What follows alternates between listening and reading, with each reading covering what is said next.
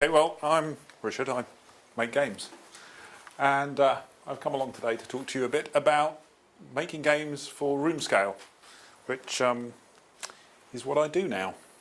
I used to make desktop games and decided that it would be great fun to do it in room scale. So I went from a desktop game and I got a Rift, and I plugged the Rift in to see what it would be like, and it was, oh my god, this is absolutely amazing. I have got to make my game work with the Rift. And so I made my game work with the Rift, and I uploaded it to Steam and said to Valve, what do you think? And Valve sent me a Vive. And I plugged it into the Vive, and I thought, let's see what it's like with the Vive. And it was, oh my god, why would I ever build it with a Rift? It's just something else. So we'll get to that in a bit. But I was hoping that this would actually... Oh, it does, doesn't it? It's just a bit... Right. Just going to go over a few things, brief history of VR, types of VR, immersion, the chaperone, a few other bits and pieces. So, here's a question for you. When was the first thing created that was an attempt at doing VR? Some guesses. Pardon? 70s. 1890s? Pardon? 1890s? Well... Was it by Nintendo or Jones? No, it doesn't work through me. That's the problem.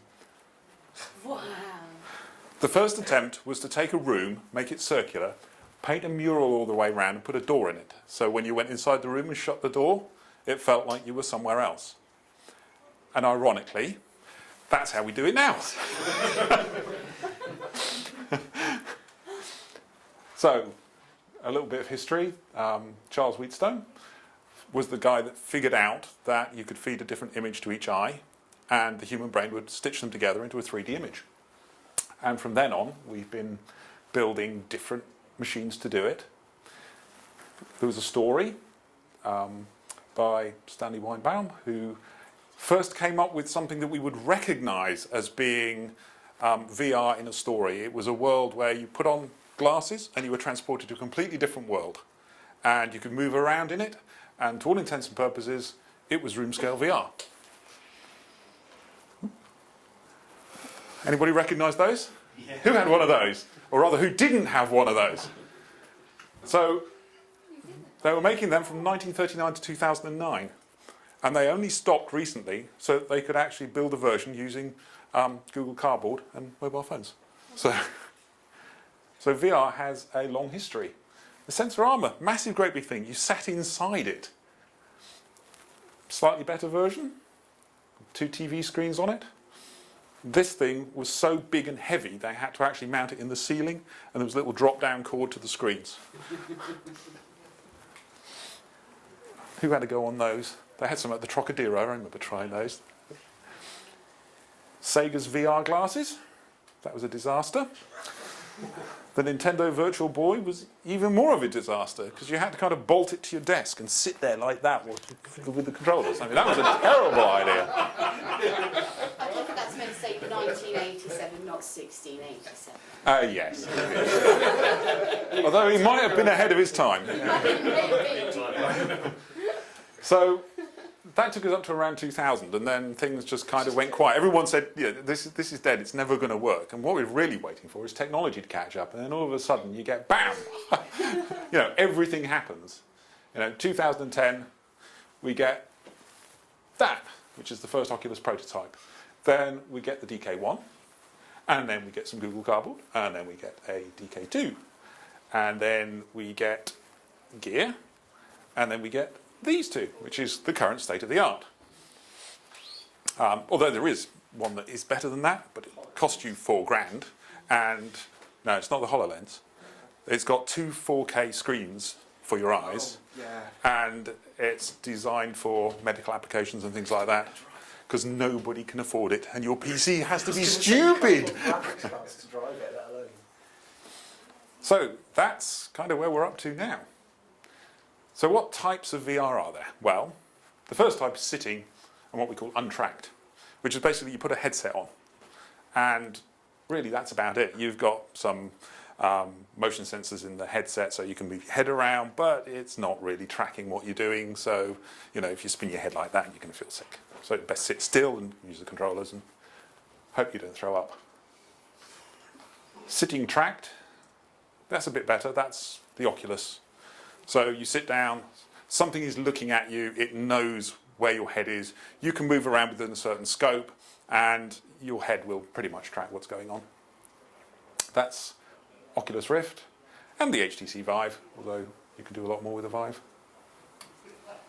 And then we get to room scale. So room scale is, as it says, you can move around, you can walk around, you can interact. It feels pretty much real.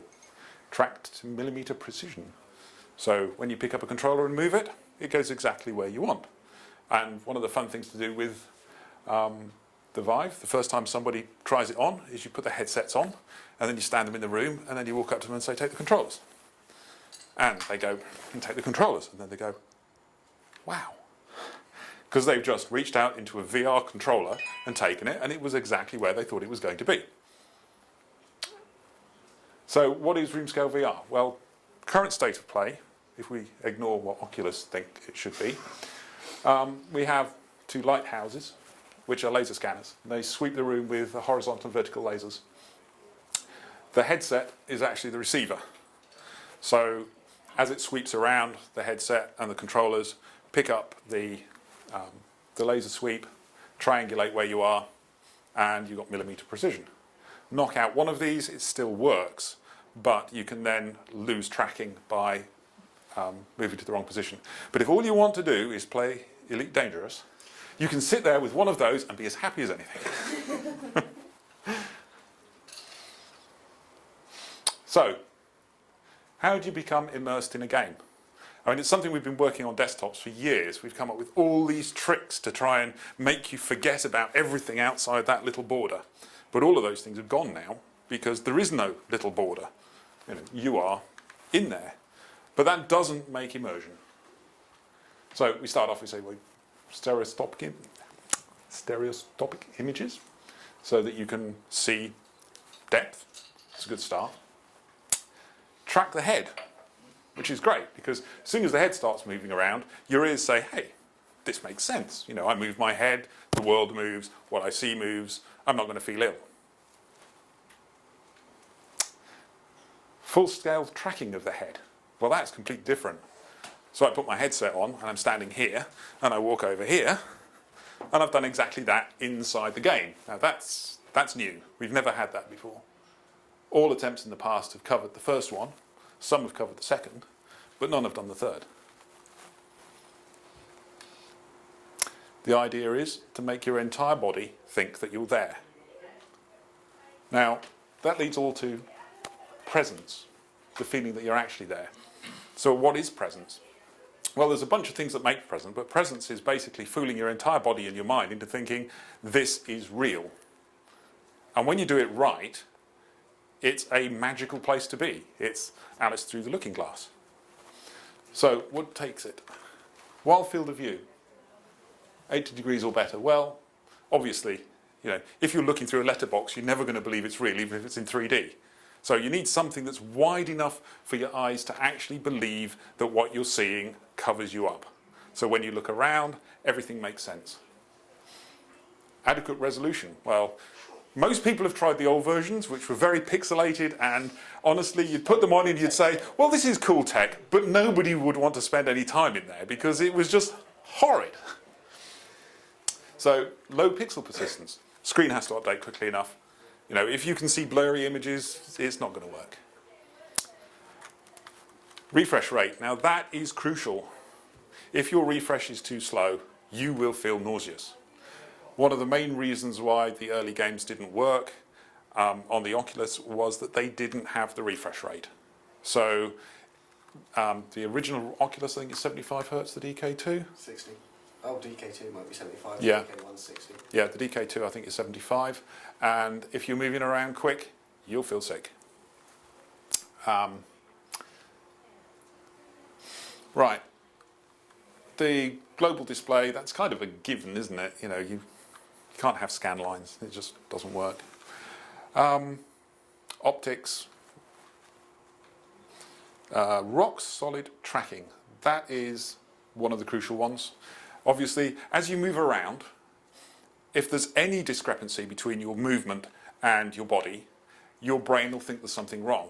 Now the funny thing is that if it's wildly wrong, your brain says, hey, this is all wonky, and you say, hey, this isn't very good. But if it's just out, what happens is your conscious brain will say, oh, everything's fine, there's no problem with this whatsoever. And your subconscious brain will be saying, I want to throw up. This makes no sense. So, yeah, we've got to have rock solid tracking and low latency. Now, this is an interesting one, and that is the lag between what you see and what you do. So there are two things. You've got to have the solid tracking so that your body knows how far it's moved and your mind can go with it, and also that the image that you see has to move with it in perfect sync. If it doesn't, again, you want to throw up. You'll notice that want to throw up is a big common theme throughout all of this.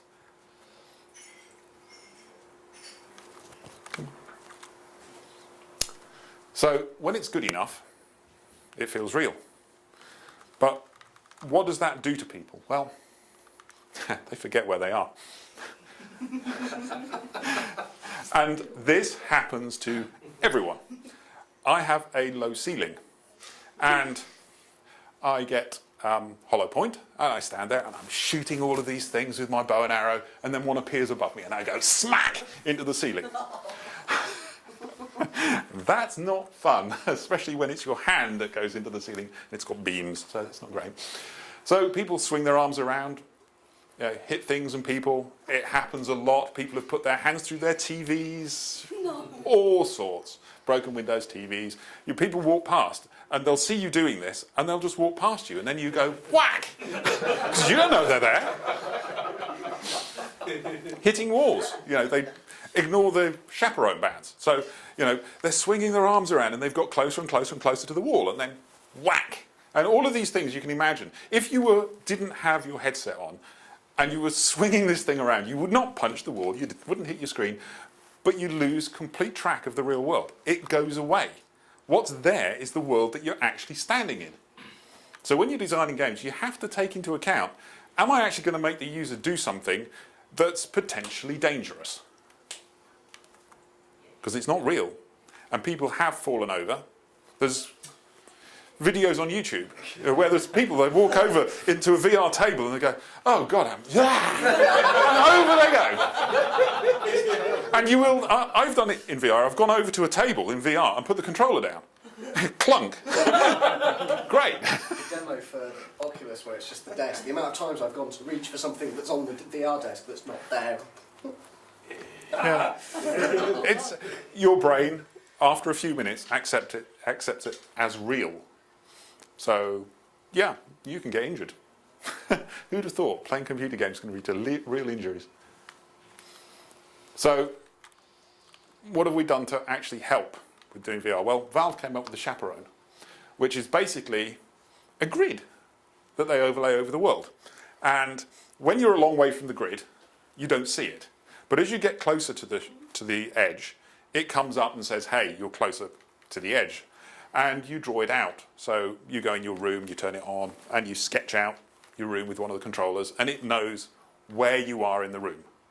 So that's missing from the Oculus. So if they ever do their room scale VR in the Oculus, they're going to have to figure out how to do that with something not designed to do it. That's what it is in theory. That's what we'd like it to be. The Matrix. Oh, awesome. And that's what it kind of looks like at the moment. So this is the grid. There's a camera on the headset that projects up what's in the room. So if you get to a point of any danger, it can show up all of this. And that reminds you, whoa, I'm about to do something stupid. It works quite well. Most of the time you don't notice it. When it comes up, it's good. Now, we've got this great new world that we can put absolutely anything we like in it, but what are the problems we have when we're actually putting things in it? Well, first of all, how do we move around and not throw up? Because moving around and not throwing up is something that we really need to do in games. I mean, most games don't have you sitting statically. I mean, Elite Dangerous does, but you can make people throw up in that as well anyway. Just spin them around a few times and, up comes dinner. Just do enough barrel-wise, it works. Yeah. So, move people around with a joystick. Very bad idea. That really is bad. You move the joystick, there is absolutely nothing going on in your body to say I'm moving, and yet your eyes, you go whizzing past, and you feel really bad really quickly. So joystick, gamepad, both a problem. Gaze motion, what that is you basically put a dot in front of the person, and where they look, they go. And well, it works if you've got no input controls or anything, providing you're not going to move very far. So that also pretty much a no-no. It's been combined with teleporting, so you can look somewhere and teleport there, and teleporting on the whole doesn't make you feel sick. So the brain is quite happy to accept I'm standing here, I'm standing there. So I jump from place to place, and that's okay. You can actually move them at a certain speed. It doesn't have to be instant. So if you move them really slowly, that's okay. If you move them really quickly, that's okay. And there's an area in between that's vomit country. So we don't want to do that. Sliding is where you grab hold of the environment and you move it around. Again, that can cause you to throw up as well. So some people can handle that. Well, everyone can handle that. Some people can handle that. Some people can handle that. Most people can't handle joystick and gamepad movement. It just really mucks with you. So, moving and not throwing up. How do we show a status? Well, just put a HUD up there, can't we? The number of lives, your health and everything else, we'll just put it up in the screen. No, it really doesn't work. When you're looking at a PC and you've got the HUD, it makes perfect sense. It almost becomes part of the PC. In VR, you've got these strange things hovering in space around you. They make no sense. They're not anchored to anything. You turn your head, they move with you. Your brain says, hang on, what's supposed to be moving? I just moved, the world moved, but these things didn't move. So your brain gets confused. And where do you think that goes? Vomit country. So, static HUDs, bad idea. So you can't lock them to camera. Can that be solved by making it seem like you've got gauze on, like they do in a lot of FPS games? Yeah, but what you're effectively doing then is put them in a cockpit. Now, that's all right, but then imagine that you're playing a game where you're swinging a sword. Yeah, You can't really... Yeah. Can you have vibration feedback? You can, but given that the haptic feedback is used for a lot of contact ideas, the idea that you might have your health and your shield status and everything else that you would normally put in a HUD, or number of keys you've collected, you can't really use haptics for that sort of thing. So you've got to find a way of taking the things that we normally put around the side of the screen and actually putting them into a 3D virtual world. Could you have a virtual bag? Just looking. So Yeah, you get a bag, you can. You could have a bag that you could open and look in Yeah, it. so let's say you're going in, and with health, it could be, I don't know, let's say you take a lot of damage, you have higher vibration feedback. I think they probably do that with blood filter. They do that in a lot of FPS games. Yeah, I mean, well, the everything turning red is a reasonably good one to actually use for your health. I guess if you do controllers, you probably want to just have it on your arm or something, and that's something that you expect. Yeah, it's taking the stuff that we'd normally put on the HUD and finding more interesting ways to display it. Or get something on your arm. Yeah, I think So we're trying to integrate the whole lot into the game space. And how do we interact? Menus, options, interactive objects. So now we're in, how do you choose what level you play? Well, you could do it the traditional way, which is effectively take your menu and you stick it into 3D and you let them point at things and do it, which is currently how I do it in my game because I want it to work on the desktop and on the Rift and on the Vive. But if you look at, did anyone, well, you must have seen the lab playing. And you saw the parts where they're walking around and there's those little glowing orbs. Each one of those is a level. You walk up to it, you pick it up, you put it on your head. And you transport it to another level. And it makes complete sense when you pick it up and you can look inside where it is and then you just touch it to your head and you're there. So it's a very clever way of integrating your levels into the world. So you can look around and you can say, okay, that's a level and the stuff behind it represents what's in there. Like Mario Sunshine, when you've got the walls that you jump through. So we actually already have a model for most of things in VR. pretty much everything that we want to do in VR, we know how to do, because we already do it. You know, if you want to open a door, you don't think, where's the button for, you know, opening the door? You just walk over to it, open it. So we put doors in VR. You pull on them, they open. Pick things up, just reach over, pick it up. You may have to pull a trigger to pick it up, but you're still reaching over and picking it up. Throw things, throw it, let go, off it goes. Good idea though to tie your controller to your hand, because lots and lots of people have gone, whee, and forgotten that they're supposed to let go of the button, not the controller. Of course it does let go of the button, but it's a little bit dramatic. Thanks, Williams. Taught us something. Do it like it's real. Basically, if you're going to do it in the virtual space, first of all look at how you do it in the real space and see how you can map that onto the virtual space. And this is actually coming back to UI, which is what you were talking about. It's all about the UI. Do it the way the person expects it to be done. If you can take somebody who has never touched it before, put them in there and they can use it, you got it right. But if they stand there and it's not working and you have to say to them, no, you have to do this to do that, then it's busted, because they know how the world works. You know, this is supposed to be a virtual reality. Well, if it's not really feeling real, then it's not much point in being virtual. So, Valve's Lab, I covered some of this. Change levels by picking things up. You shoot arrows with a bow and arrow. You fire things with a catapult. You just pull it back, let go. And you make selections with the switchboard. Pull cords out, plug them in somewhere else, you just change your selection. And some videos. So, I think everybody probably saw the videos.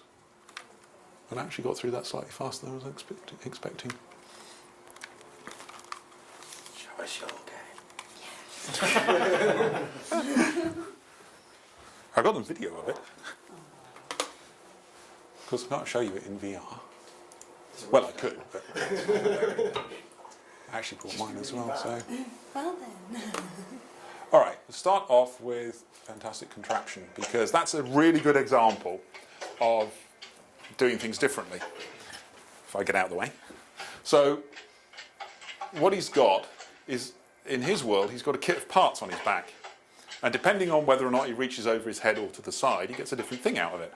So what he's doing is he's pulling things out of the side, which are the sticks, joining them together. If he wants them larger or smaller, he grabs the ends and changes the size of them. And to connect them together, he just touches one to the other.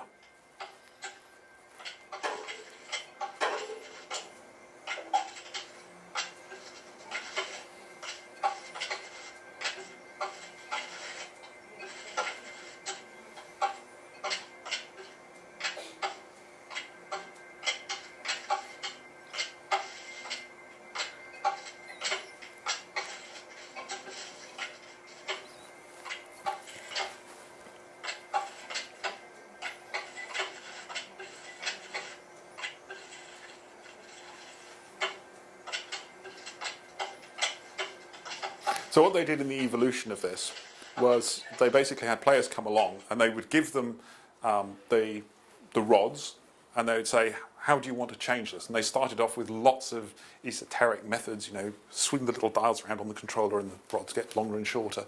And the play testers turned around and said, well, can't I just grab hold of it and make it longer? Well, yeah, that's what you would do, isn't it, really? A telescopic rod, you can do that and it gets bigger and shorter. So, yeah, hence telescopic rods. Do what you might think a telescopic rod does. These wheels have just got attachment points. How do you think well, it's Lego, isn't it? You just plug them together and off you go. I mean, everybody knows how to do that. Once you're in there for about 10 seconds, you've got the entire game sussed. It's easy to do. Everything makes sense. Children can do it. You don't have to teach them. That was only a 1 minute clip, wasn't it? Now this is the lab. Skip over the loading. Right, so in the lab you've got various bits and pieces that you can do. And yeah, we're going to have me missing every single shot, aren't we?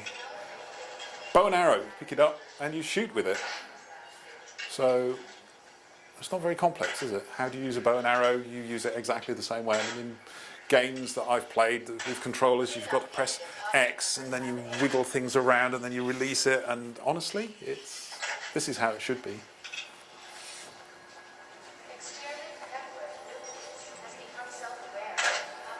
This isn't the bow and arrow game that's in there. This is just something that they threw on so you can pick it up off the desk and shoot arrows randomly around. After a while it gets very sarcastic if you keep missing. So it'll tell you that there's somebody in the test area missing all of the arrows. Was the call out for clean up in aisle 3 because something had just been shot? Yeah. The way they've done it is very clever. So that was an example of teleporting. I pointed to a place on the ground, let go, and boom, I'm there.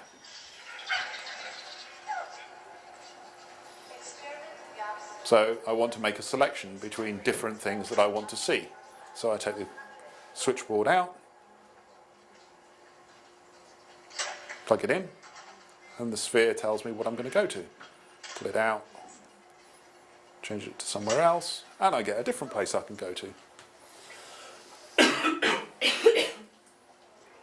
So these are all things that work the way that you'd expect them to work in the real world.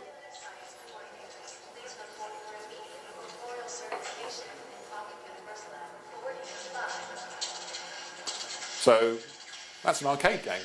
Surprise.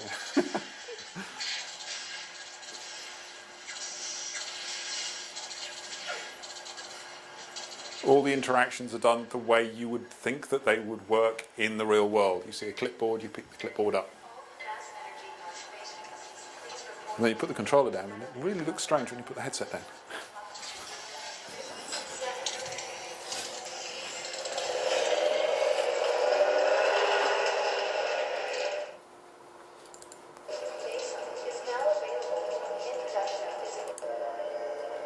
Actually, let's go back to...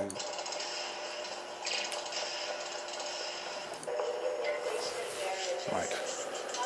So an example of actually changing levels.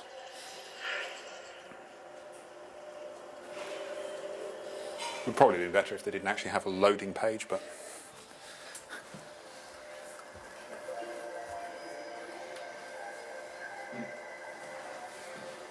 Approach the calibration unit and begin calibrating cores.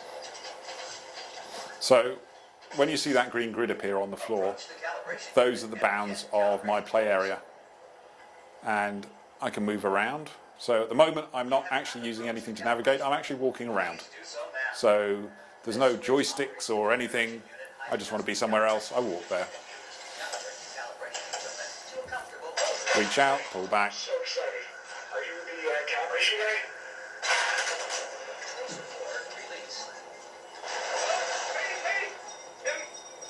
Am I up for calibration?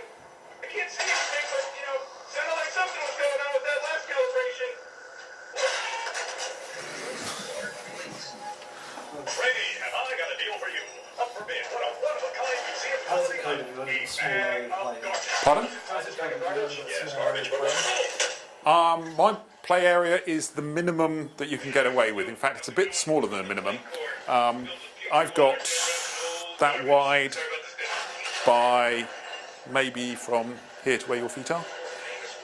And out of that I've got sort of a curved desk area, and what I've done is I've traced the area slightly on the outside of the desks, because I've got desks that go all the way around. So I've traced it slightly outside of the desks so that I could actually meet the minimum criteria. I've never had a problem. No. I've walked into a person who decided to walk past me while I was doing that, because my daughter tends to sit in the corner and do stuff on her PC. And there are times when she's walked past and walked into me, but so far so good. I only got warned once, you nearly hit me. And that, I think, was playing Hollow Point, where I'm spinning around and shooting, and yeah, she was in the wrong place, really. So yeah, you don't need a huge amount of space to use room scale VR. I'm waiting for the second set to arrive, and then I'm going to set it up in a larger space, because I think that'll be a little bit better. There's some games I can't currently play. audio shield is great. I mean, you can get a good workout as well as listen to music, and you've got these two shields on your hands, and you have to block the music as it comes in. Problem with that is that a huge amount of it comes from up there, and we've got the hitting the ceiling problem, which I did lots of times, and then I'm not playing that anymore. I'm going to break something. So these are all examples of something that is first person, and you're interacting with the world one-on-one. But it doesn't have to be like that. These didn't come out as bright as I would have liked. Yes, I get to show you my game. Because it's the only one I could actually find that wasn't first person. Wait for that to come up.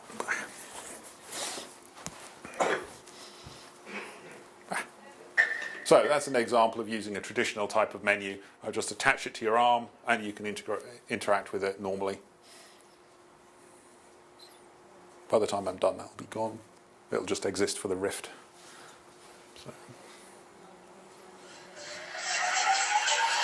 So we're currently playing in what I call toy mode. It doesn't necessarily come over very well on a 2D screen, but when you're playing like this, he's that big. And those boxes are that big. So you're basically like you're playing with action men-sized toys, which I love doing.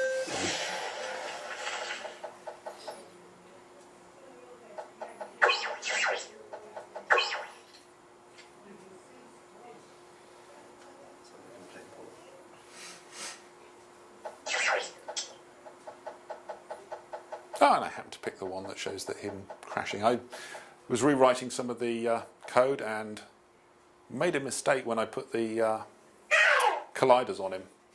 So the result is that he kind of crashes and doesn't get up again. He's permanently ragdolled. Oh dear. Never mind.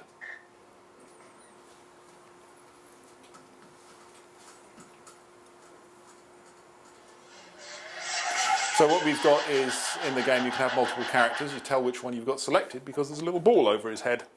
So we don't have to actually indicate any other way of which one is selected. I tried various techniques, but putting a little glowing ball on the top seems to work really, really well. And everybody knows what it is. They see the three characters with one of them with a glowing ball and they know which one's selected. Does the constantly spinning environment cause motion sickness? Now, for some people it does. It really depends. If you're the sort of person when you play the game who's going to stand there a lot of the time doing this, most likely. We found that the longer someone spends looking at the environment, the more ill they're going to feel. But as soon as they start paying attention to the game, then they don't see this. And it's not actually turning very quickly. The reason I asked is I was in a talk which was projection mapped, so they had basically a space scene, and for the whole talk you felt like you were spinning. Yeah. So most of the audience were down like this by the end of it too. Yeah. Part of it depends upon how fast things spin. If they spin slow enough, you're able to accept it. And also it depends which headset you're using. The Rift is much more susceptible to motion sickness than the Vive. I think how much you've used it changes it as well, because I got sick maybe the first or second time I tried it and I've never had it since. Yeah. Some people adapt really quickly. Other people, I think it's a lost cause. But What about vertigo? If you're sort of here, Vertigo is terrifying. ironically, I have vertigo. Terrible vertigo. I can't climb a ladder. I can't go on a roof. I can stand floating in space on there and look down and say, oh, isn't this cool? But there's another game that I've got where you actually take control of a character and you can move around within a small space, and then you go out of body and walk him along, and then you take over his body. And at one point, you have to walk to the edge of a cliff and then step off. And this platform comes up. You know, it's a leap of faith thing. And I went up to the edge of this and I looked over it and I thought, I can see the chaperone. I've got plenty of space. I'm not going to walk into anything. I'm not going to hit anything. And it was so hard to actually step into space because it looked so real. I could see the rocks, the cliffs, the clouds, and my brain was saying, do not step over that. You're going to fall. And I'm saying, no, I'm not going to fall. No, this is fine. But, I mean, there have been cases where people have played driving games and then gone out driving and they just forget and they drive into things and have Well, I've horrible gone out. accidents. I've played driving games and then gone out in the car and driven way too fast and recklessly until my brain suddenly thinks, you're probably going to kill yourself if you keep doing this. This car does not handle like that. Had to drive into things, and then their day job was driving a truck, and they. Well, I suppose a game where you have to drive into things is probably not a good one, is it? A game where you avoid driving into things is probably better, yeah. Play Truck Simulator. My biggest concern here is dumping close to £1,000 on kit, and then finding out the instant I dock in a Type 7, which is a big glass cockpit 100 and something metres off the ground, you're there going, Does anyone want to buy That's something a bit different to do on this one. Yeah, the Vertigo is interesting. There's a sightline in the chair. For the entire day, you're sat in this chair just looking around at these environments. And then you get to the last one and it puts you on this rickety plank at the edge of a skyscraper. And then it slowly starts tilting. And I don't have vertigo normally. That scared the living hell out of me. I can't do it, it has to come off, I need to go sit outside.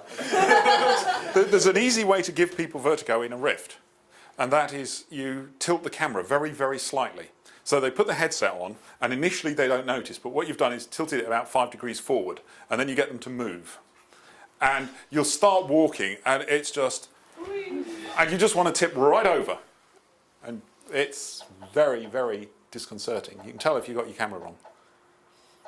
You don't have that problem at all with the Vive because the camera is room space tracked anyway.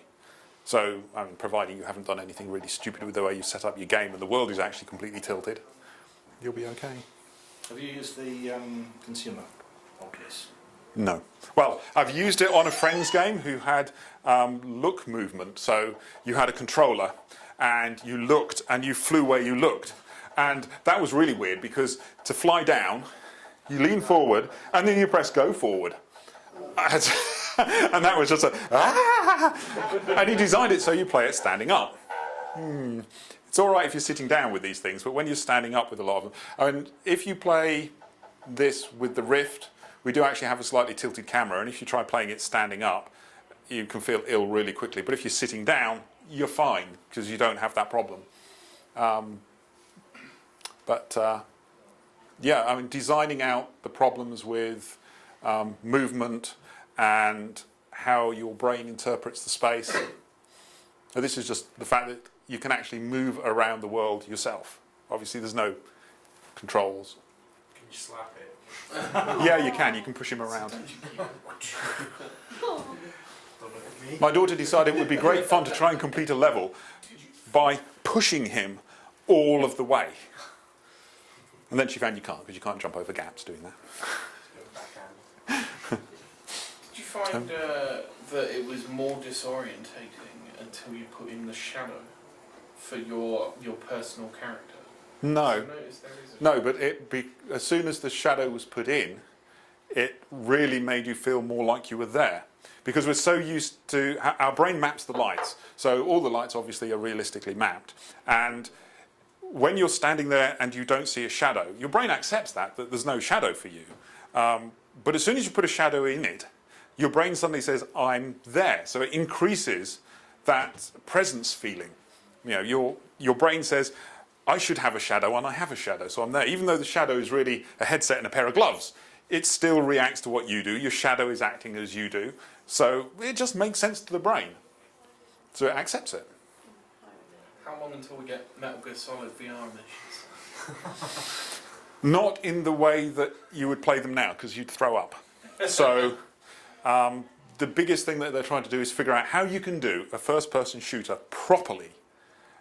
There's a game called Brookhaven where you have guns. I mean, there are games where you shoot guns. Brookhaven, fantastic. Zombies are attacking you. Bam, bam, bam, bam, bam. And Hordes. Have you ever tried Hordes? Hordes is fantastic. You stand there with 2 giant machine guns while you very slowly go down a corridor with zombies attacking you. And you basically get to go and mow down everything in the way. They've got Ghostbusters in New York, so Times Square has it last week. Yeah? Before we have put an outpost. Times Square, New York. Avoid cheats though, they have physical arenas. Yes, Did because they it's make hyper one reality. years ago, like that 360 trackpad? Sort of run on. So that's about everything that I brought with me, other than questions, and if you've got any. Yeah, what do you reckon will come after VR? HR. More VR. Augmented reality, I don't think, it's a different product. Virtual reality is obliterating what's around you and replacing it with something completely new. Augmented reality isn't. Augmented reality is taking what you've got around you and adding something extra to it. And the two, although there's lots of people who turn around and say, oh, I'm waiting for AR because it's going to be so much cooler than VR. Well, no, it's going to be different. It's going to be like having a laptop and having a mobile phone. They do different things. So, HoloLens, they have a lot to fix on that. I mean, you've probably seen all of the gumph coming out from Microsoft where you've got some guy sitting in a room and you've got all of this 3D stuff going on there. Now, what he's actually doing is the equivalent of he's standing in a room holding a laptop going like that because his field of view is tiny. You know, if he moves his eyes over there, he doesn't see that image. Whereas in VR, you do see that image.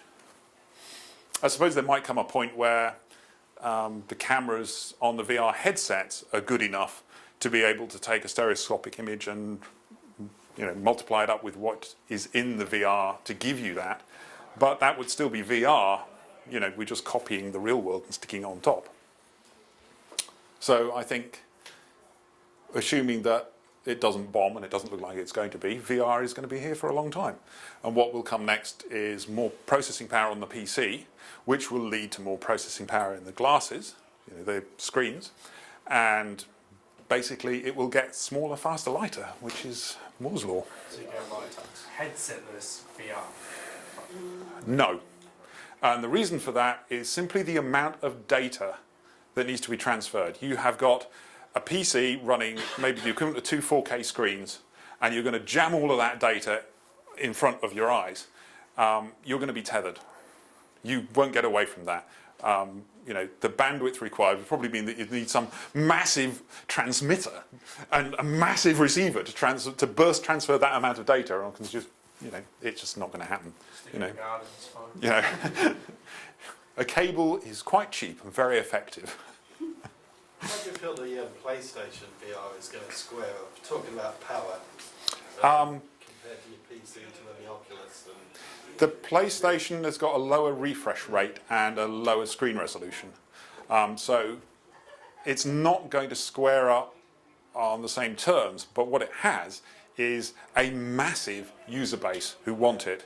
I was at the Res show, and opposite our stand, all the indies were in one area, and on the opposite side was PlayStation VR. And the people were coming out of the PlayStation VR, coming into ours, sitting down and saying, is this going to be on PlayStation VR? And it was, I wish. So it's more sort of like the Wii version of the VR world than the PlayStation VR? I wouldn't really describe it like that because I had a go on it and it's good. It's not as good. The games like graphics quality-wise, because a PlayStation isn't going to drive 4K massive PBR environments like you can on Rift. They do the tricks that have been used in the first gen games. You reduce your texture quality. The resolution is down to start off with. Drop your texture quality, increase your LOD, which is level of detail. So the further things are, the more crappy you draw them, basically. Everywhere's very, very foggy. No, it's not. It's not, because fog will really screw it up. Yeah, the processing for sticking fog on there. Speed tree. What you do, Isolated trees in the draw distance. walls. Do lots of walls, because walls cut off your draw distance. So, yeah, one of the biggest problems with this is you can see all the way to the nebula. One of the problems I had with doing walled environments is then sounds really weird. So if you've got someone shooting a gun that's with 2 walls in between you, it doesn't sound right. Yeah, you've got to Should put sound really reverb muffled. zones and everything else and fall off. The technology for the dynamic fall off is coming into games now. So you can say which way the sound should travel and they can model how it would fall off. But, Shall we play with some headset? If you want one there. pardon? Go Let's play with some headsets while we have time. Well, I can't. I can plug my monitor in and then I can actually set up my Rift as well. Yes, please. Is it DK2 or? No, it's my CV1 hasn't arrived yet. I've got the CV1 and my second Vive should arrive in June. So I'll see if it turns up in June. So. the only problem we have with the Vive is that it's difficult to set up a demo with one. Yeah, especially with the room Yeah, as well. That's true.